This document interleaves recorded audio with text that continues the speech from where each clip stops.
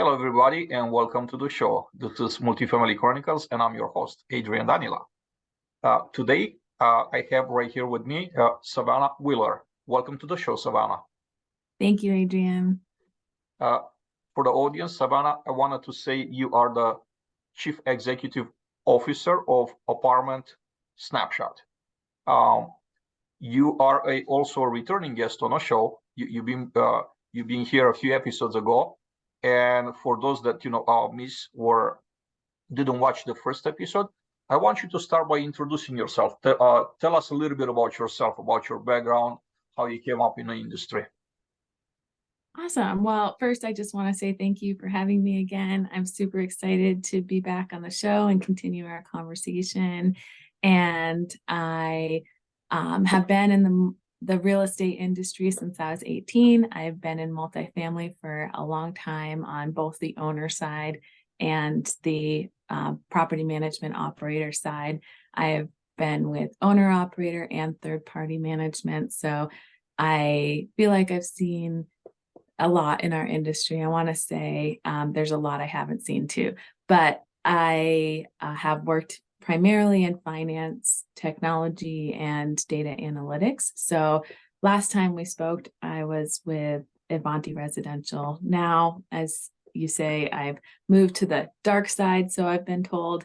Now I'm a vendor partner with Apartment Snapshot, which is a new to the market prop tech mobile first platform that's bringing performance metrics and KPIs to the hands of everyone in our industry and utilizing gamification to make data fun. So I'm super pumped and excited about the opportunity. I think it is a really unique opportunity for me to use my experience in data and analytics and technology within the multifamily space, and having seen so much technology in our industry, providing a unique perspective on the problems that we're trying to solve with this new technology. So, Savannah, I want to pick on something that you just mentioned, and this is perspective, your perspective, right? You spent many years in operation, multifamily operation. You moved up to vice president roles.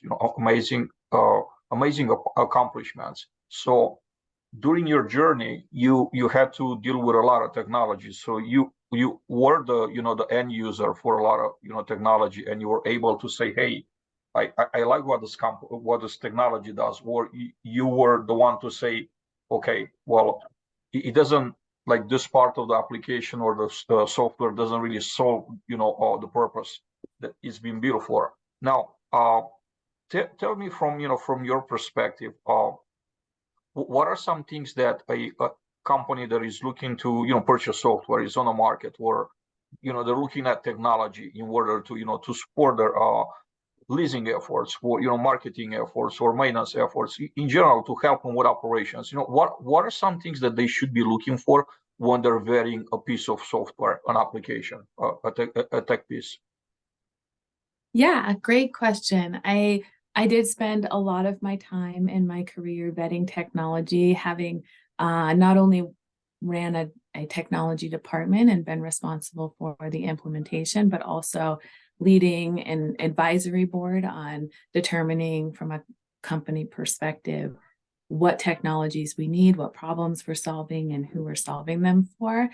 I would say that it's kind of a tricky time for vetting technology right now, because probably about 10 years ago-ish, we were labeled as really behind in technology as an industry. And being that we are a competitive industry, of course, we took that challenge to catch up, and the prop tech companies swept in with all these new technologies. And after chasing for so many years these shiny new toys, I would say that our industry is very tech saturated right now.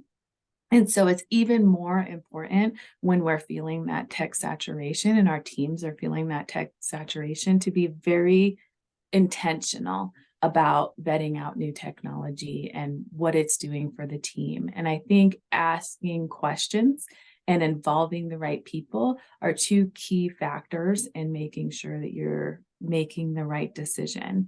Asking questions about who is this new technology serving in our company? And what are the actual pain points that those stakeholders are feeling and would like you to focus on or solve for, right? Not just it's a shiny new toy. We went to NAA and we saw it and it's great. Who are you solving a problem for? And what is that problem that you're trying to solve? Is this technology and a new technology, an add to your current tech stack, or is it a replacement of an existing technology? And will it consolidate and reduce the workload that your teams are feeling? Or is it going to expand and add more tasks to their to-do list? If it is, it's inherently a change. Any technology you implement is a change, but really taking a moment and considering that change management, how does that change management impact your teams, right? At the corporate level, at the regional level, at the on-site level, how does that change affect your teams? And how many times have you made a change similar to this in the recent past, right? How do those constant changes impact their performance and their ability to do their job?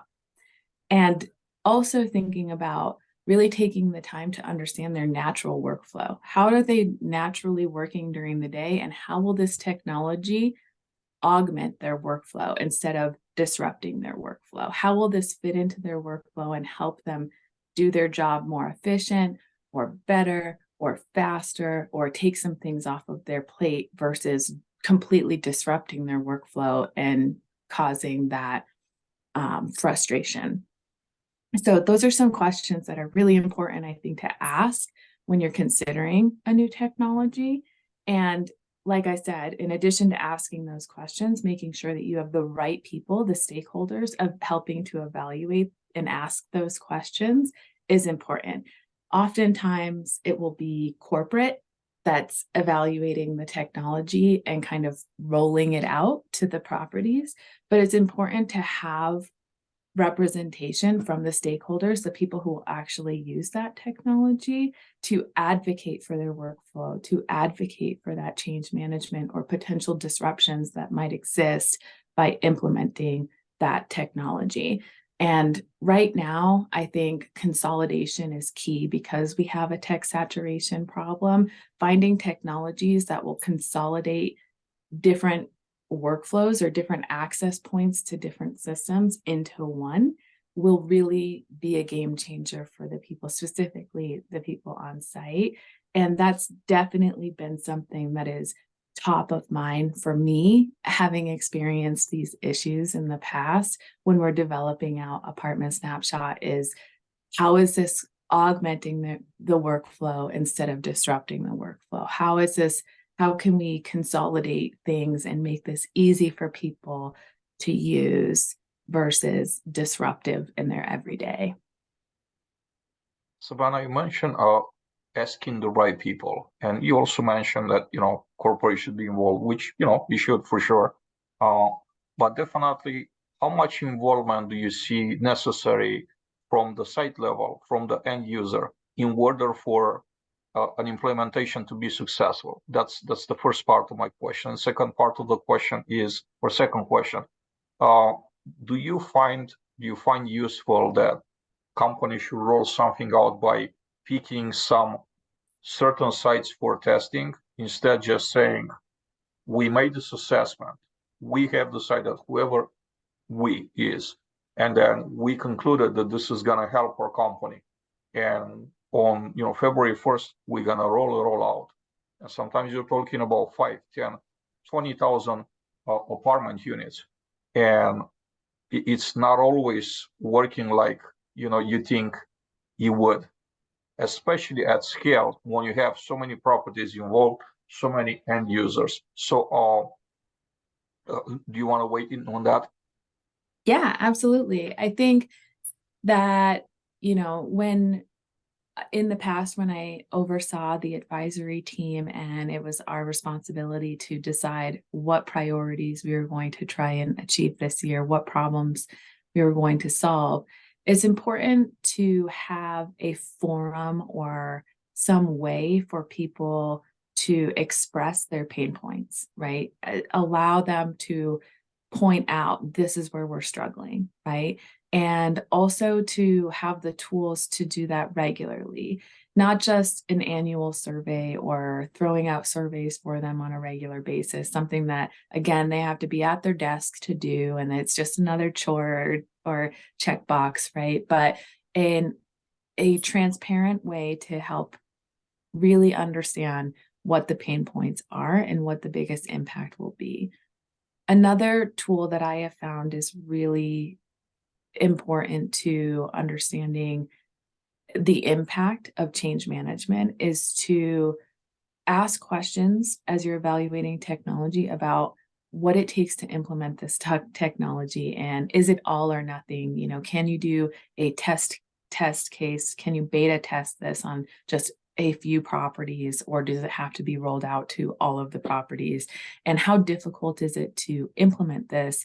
And what kind of training is involved, right? If it's a really intensive training program and the vendors have found that they need to have ongoing training, that probably means it is a disruptive product to their workflow, right? Because if the vendor needs to train extensively for a long period of time, it means they're changing some workflow. Not to say that that's not sometimes necessary, because there was a point in time where we did everything on paper and it was pretty disruptive to move to computers.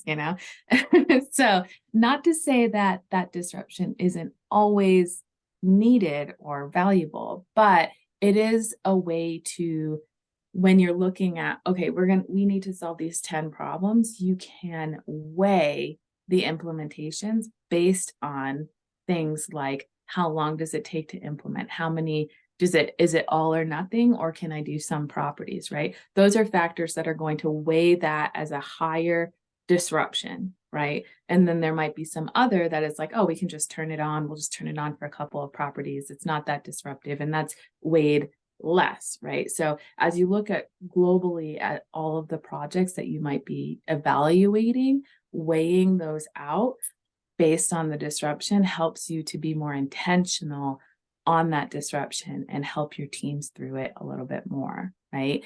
And also, as you're evaluating whether that disruption is necessary, if you have 3 vendors and one of the vendors seems to be pretty cumbersome to implement, and then the other one is the same function but not as cumbersome to implement, you can say, okay, so is this disruption necessary or not?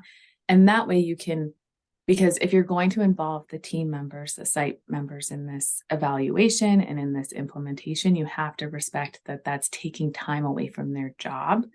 And the last thing you want to do is say, please take the next 3 months to help us evaluate this new system, this new product, this new workflow, and then implement it.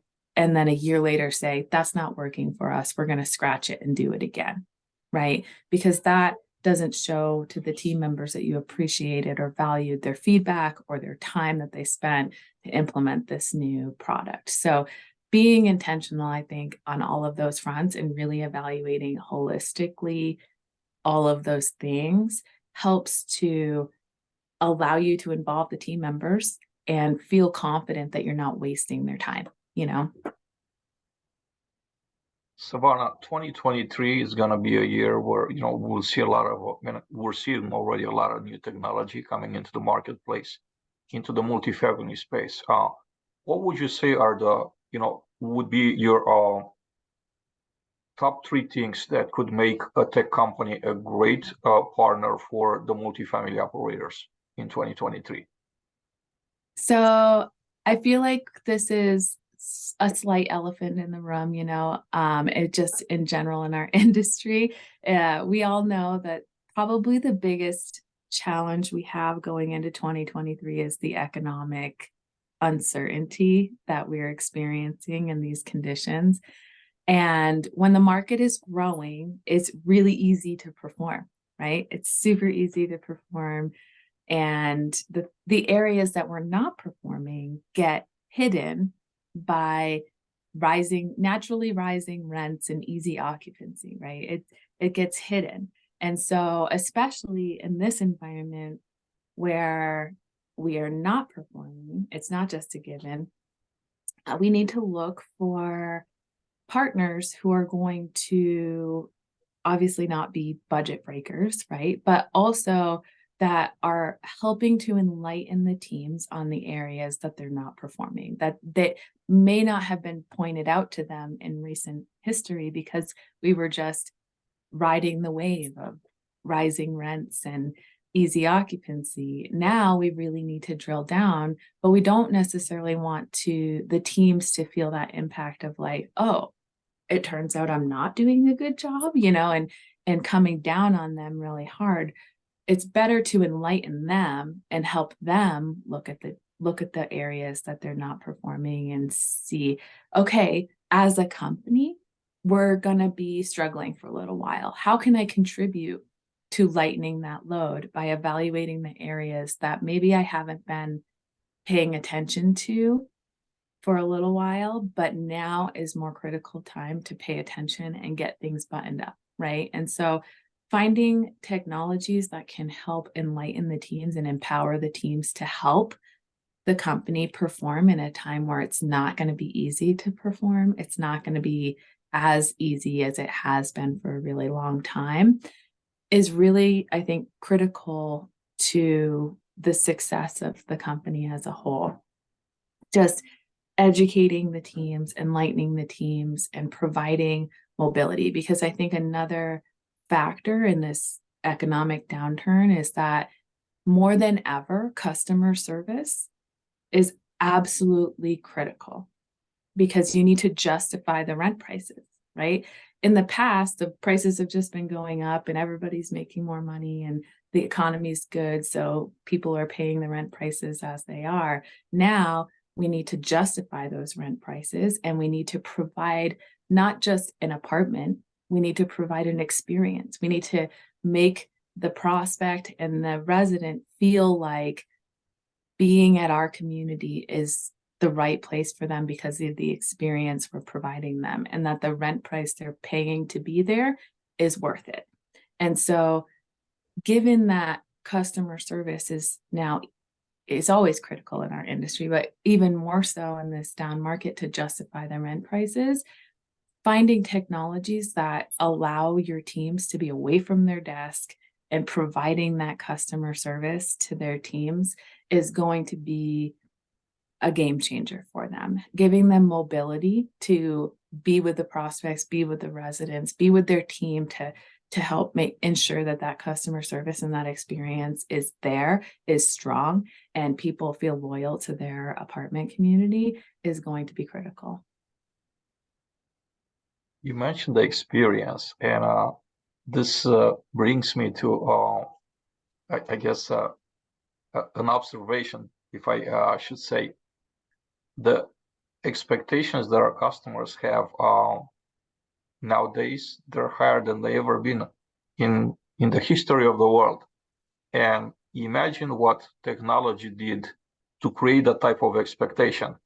And I will just say one word: Amazon. Mm-hmm. So I think if nothing else, if we just take Amazon as a case to how impactful technology could be, leveraging technology in order to serve your customer, I can't think of a more obvious or better example. So now, when our customer, just like ourselves, right? Because we're also a customer. If we use Amazon, for example, when we go online and we order something, and sometimes it's in a warehouse like a mile down the road, and the driver drops it at your doorstep in like 2 hours. That's some experience, right? Yeah. So then, in context, our customers, our residents, are basically expecting the same type of experience from us operators, right? So I just want to pretty much underline how important is what you just said. They're expecting a experience, not just service. Okay, my toilet's being clogged, unclog the toilet. It's an experience. It's a lot more that comes to it that's expected, right? Yeah. So data engagement is the next topic that I wanted to touch on with you. It's typically treated in property management with a top-down approach. And I'm going to explain this. So corporate has reports. They have access to reports. They're getting weekly, monthly, quarterly, annual reports. Corporate is looking at, a set of numbers, and they're saying, well, these numbers are great, or, they're saying these numbers have to be improved. So the top-down approach is that they're the ones actually analyzing the data, and they're just, they're writing or, they're saying their conclusions. Hey, this is great, or this needs improvement, and they turn around and relay that to the sites. How much better would be that we'll have real-time data to where not just corporate has access to, but also the sites, which are the ones that are making those numbers happen, right? They're the ones, like, the numbers are not just the numbers are a consequence of certain actions or inactions. So why not just expose them to those numbers and create something, technology, that makes it possible to look at those numbers and performances in real time? Is that a possibility, and how can technology help with that? Yeah, I think that is a great point. That obviously, as I said, I've worked in finance and data analytics for a long time. So I have a passion for data. For me, I seek it. I'm looking for it, and I'm well versed in how important it is to making critical business decisions and providing the picture of where you've been and where you're going and where you want to go as a business. And the hardest part is that even at the corporate level, right? Unless you're a geek like me and you just love data and you go out seeking it and you want to know more, or your title has analyst or analytics in it, it is extremely hard to get people engaged in that data or ask questions or make insights from that data. And even the ones that have the biggest opportunity to make a difference in that data are being told what to do with the data instead of exploring what they could do with it, right? Just like you said. And business intelligence, or BI, has been a real hot topic in our industry over the last 5 years or so. And probably because many of us who have been in the industry long enough have been itchy about, it's the market's going to turn soon, right? This is the longest period of time that we've been without a massive downturn in the market. And it's been great. It's been a great ride, but something's coming soon, right? And so a lot of companies have really turned to BI and said, we need the data to tell us, to warn us when this market turn is going to happen and what we can do to mitigate that, or delay it or make it through, right?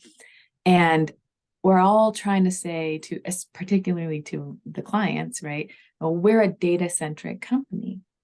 The problem is that, we can show we have these tools, we have these reports, and we know the lingo, KPIs, BI, all of that.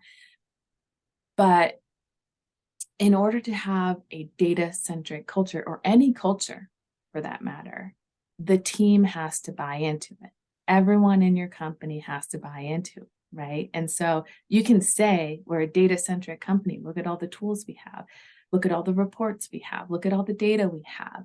But if your company, your people, the people who make up your company are not buying into it, then it's not a culture. It's not pervasive. And so the ultimate question that I've asked 1,000 times in my career, how do we do that? How do we get people to look at the data? And a big thing for me, one of the major points that I've made multiple presentations about this. One time I just feel strongly that data literacy is something we don't spend a lot of time on and educating teams, and that they don't understand the charts and graphs and the reports, the data points, the KPIs, the performance metrics. It's all very overwhelming, right? It's overwhelming to them, and they don't know what to do about it. They don't know how to analyze this data or gain actionable insights or what it means to them. They need to be taught this skill. We need to actively understand that not everyone can just look at a report and say, oh, that's great. This is what I could do. Oh, this is trending up. This is trending down. This is where we've been. This is where we're going. And so we need to teach it. It's like learning to read as a child, And so, I have 4 kids at home. So I have taught 2 of them successfully how to read, and I'm teaching one now, and one hasn't gotten there yet. But I have 2 boys, one's 20, one's 8. My oldest boy is what you would classify as a reader, right? He picked up reading super young, super fast. He was tearing through chapter books before I even thought about, oh, we got to teach him to read. No, he just picked it up on his own. He started reading, and still to this day, at 20 years old, he is an avid reader. My 8-year-old son, who we're teaching to read now, is not what you would call a reader, right? He loves Audible. He loves to listen to stories. He loves when we read to him. He loves stories, but he does not like reading. He just doesn't have an interest. So we have to bribe him or make it a game or make it fun. We have to start small with small things and make patterns for him, and spend a lot more time intentionally getting him to understand the logistics of reading, right? Now, if you apply that to our industry, there are some people who are data people like me, right? No one has to explain it to me. I make charts and graphs on my own. I find data. I make things. It's exciting for me. Most of the people in our industry are not data people. They are people, right? And so because they're people, they are fantastic at their jobs. They're fantastic at providing that customer experience to our residents and doing their thing and making leases and sales, But if we want to get them in the mindset of reading data, we have to understand that we have to bring it down to a simplistic level, not just presenting these complex reports to them. Make it simple, make it personal to them, and make it exciting and fun. Gamify it a little bit, make it that they're getting something out of it. If they understand this data, right, then it will drive them to want to know more and ask more questions. And lastly, I think the other side of it, aside from data literacy, which is ultimately important, but the other side is accessibility. And we talked about that already. If they have to sit at their desk and log into 4 or 5 different systems to get the data and gain insight, and they're looking at things very siloed, like this is my maintenance data, this is my leasing data, this is my accounting data, this is my satisfaction data, it's not providing a holistic view for them. And it also ties them to their desk, which they just don't do, right? One of the biggest kickbacks I have had in my career of trying to get people to look at the data is I don't have time. I don't have time to look at the reports. And it's a common issue, but it's not necessarily time, it's accessibility, right? If they had data points that they were so easy that they could look at it and within seconds know something about it, right? Look at the data point and within seconds be like, ooh, I need to get on top of that. Then they would have time to look at it. And if they could look at it while they're out doing whatever they're doing, helping an elderly resident up to their doorstep, picking up trash, or, getting a package from the back room, or whatever it is that they're doing, they can look quickly and, get a notification like your leasing numbers have dropped. And they're like, oh, I better get on top of that and talk to my team and dig in for more information. That will help to get them more involved in that data. There is a saying that what you can't measure, you can't improve. And that brings me to the next topic, which is KPIs, the importance of KPIs. How can technology make KPIs available to the site level or even to the individual level, a person that wants to know where they stand, instead them looking at some, I guess, not even having any type of access, waiting for their supervisor to provide feedback. How about having this with you and then being able at any given time to look over and just say, okay, this is where I'm at. Like, this is how I rank in a company, in a district, on my property, whatever the situation might be. How can technology solve this problem and make it democratize KPIs to where they're easily accessible to just pretty much every individual in a company? Yeah. So I'm glad you asked this question because we've talked about it, but I love gamification. I think that it's, valuable in all aspects of our life. I use it at home with my kids when I want them to get the chores done. I'm like, you can get helpful points. And if you get helpful points, I'll give you a treat, But I think when things are a chore, it's, and oftentimes if you don't understand something, it becomes a chore. It's just another checkbox you have to check. Then it's not motivating. You're not like excited to do it. And we've tried to tap into that gamification to allow people to get excited about it. And I think that's, what's important. And also simplifying it. If it requires a complex calculation that nobody really understands how you got there, and it's some algorithm that tells you how the property is doing, it's unfair to expect people to just inherently know what that means, and if you can standardize that across all of the systems to whatever your company nomenclature is for the few metrics that you feel are important, right? It's something that, in the past I've asked several asset managers, like, if you could have just four KPIs, that's it, to judge the performance of a property, what would it be? Like, what are the top four for you? Like, you're stranded on an island and you can only have access to 4 data points to know, what would they be? And it's a hard question for asset managers to answer because often they just want all the data all the time, right? But if a property wants to know, how am I doing? They don't have time to know all of the data all of the time.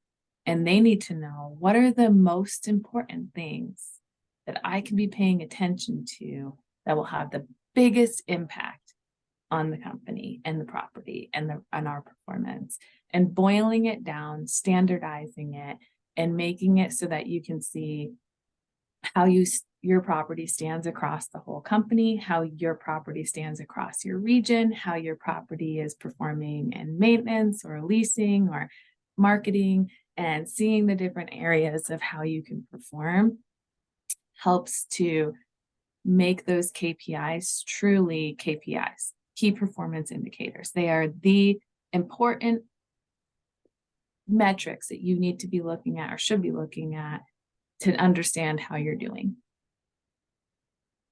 The importance of having consolidated data. As you mentioned prior, there's a influx. There's like a ton of technology that's available, and some companies are just embracing many pieces of technologies. How can actually technology help making it easier to consolidate data, and instead having to have, for example, 5 or 7 passwords to access 5 or 7 different places where you could get your data from, instead of having like a main dashboard, or even easier, not a dashboard, an app on your phone that has all that data consolidated. How can technology accomplish that? How can technology do that, a piece of technology? Well, that's one of the things that we are trying to accomplish, because I think it's really important for, sometimes one system will will call it one thing, another system will call the same metric another thing. And it's important, especially as a company, to take the data from all of the different systems, standardize it. So what do you want to call it, right? What's your calculation for delinquency? What's your calculation for economic occupancy? Everyone's looking at the same number, not like delinquency is calculated this way in this system, it's calculated that way, and you're looking at different reports and you're not on the same page.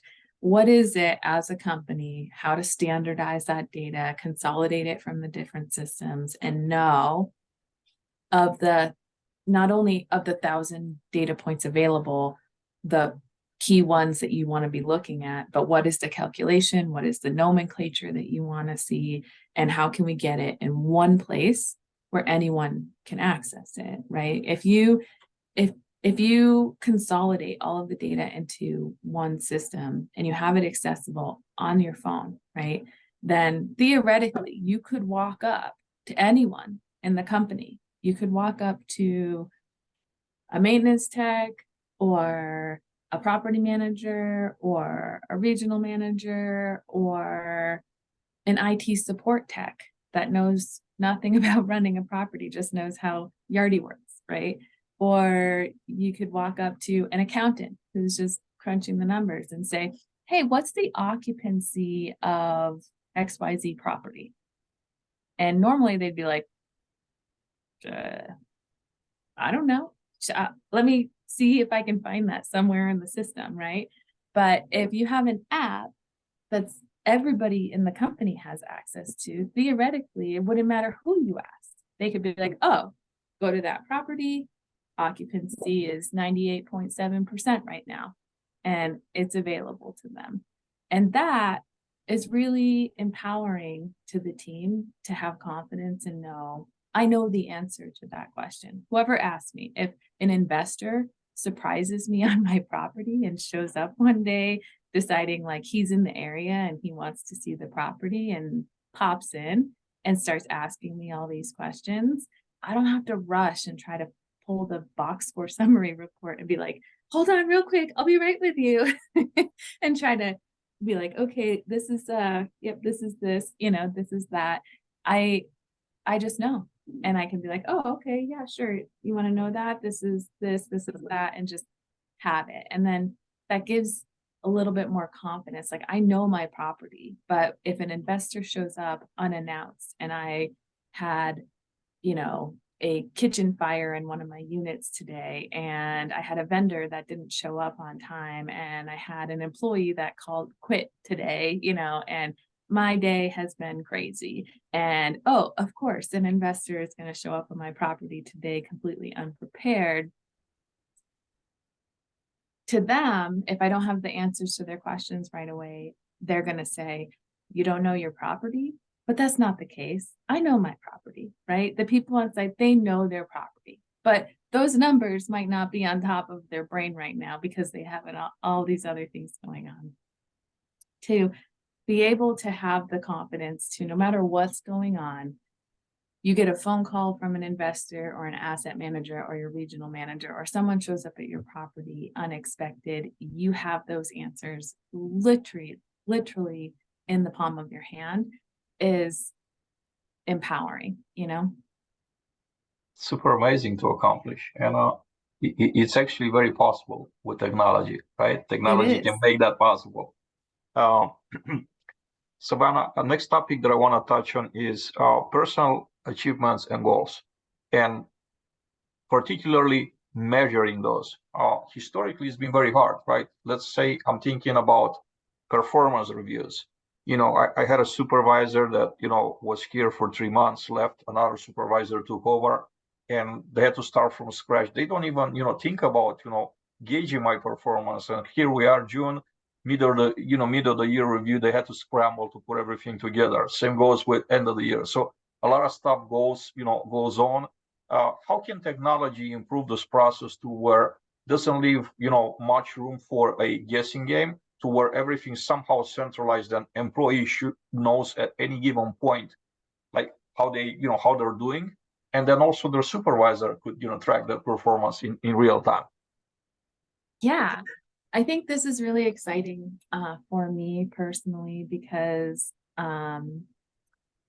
when we developed Apartment Snapshot, we were trying to have a drill down aspect where you start high, you start at the portfolio or the company level and see like leaderboards and categories and performance benchmarks and stuff like that across the board. And then you can drill down to the property level and see for a specific property, what does their scorecard look like? What are their strengths and weaknesses as a team? And what are the specific metrics that you want to look at for that property? Occupancy, delinquency, economic occupancy, whatever it might be.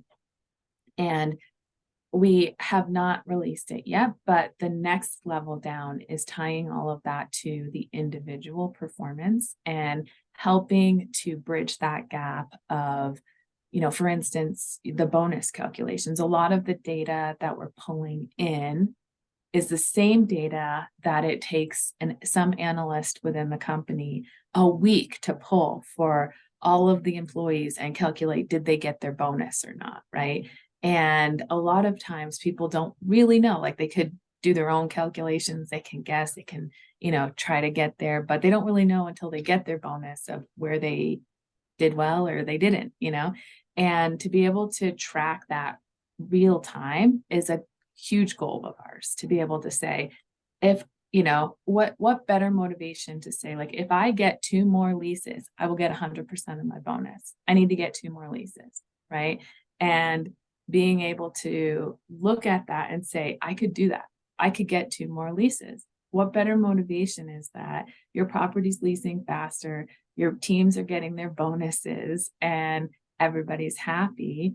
So adding that component is really huge for us, as well as adding the component of being able to personally gain, points and badges, and possibly, if the company is in the habit of giving away annual awards, then we could build in those annual awards and people could see their progress or their competition on achieving those awards and strive for whichever award it is that they really want to get this year. So adding that is definitely something that's coming. We're working on it right now. And I think it's a really important piece of performance, and being able to work with your supervisor, set goals for yourself, and understand that transparency of, this is where you want me to be. This is where I'm at. How do I get there? Is just huge. So providing a tool where people can, and performance management is another one of those things that's really hard because it becomes a chore, and it's another thing that ties people to their desk. And if we can solve that problem, it will make me personally very happy. Because if we're, performance is important, but if reviewing performance prevents them from performing, then honestly, we're missing the mark, Savannah, has been very exciting to have you on to discuss technology.